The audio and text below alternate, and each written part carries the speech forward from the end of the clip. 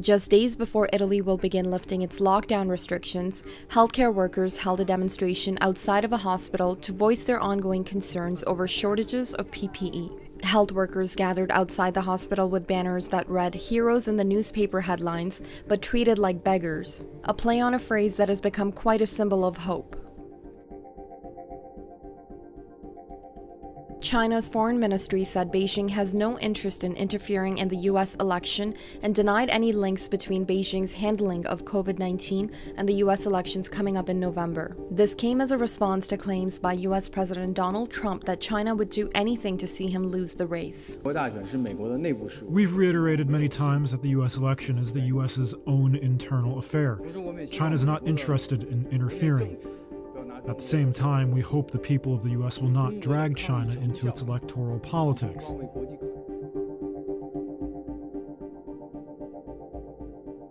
UK Prime Minister Boris Johnson held a meeting with his ministers on Thursday to discuss the easing of lockdown restrictions while the death toll continues to rise. There are criticisms suggesting that it's too early to discuss with ministers the plans for easing restrictions. Britain has the second highest COVID-19 death toll in Europe.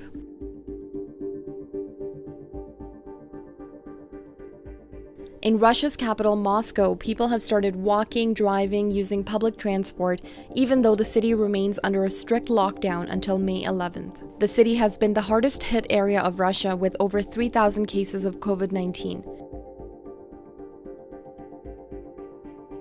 A dog named Winston in North Carolina has tested positive for COVID-19. According to the American Humane Society, Winston was living with a family of 3 who had COVID-19, and he apparently contracted the virus from one of the family members. Certainly, animals, pets, can get infected.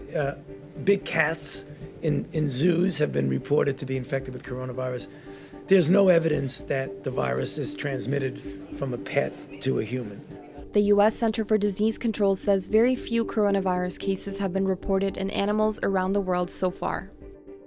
Thanks for watching Global News. If you want to stay up to date on the latest breaking national and international news, be sure to subscribe to our channel.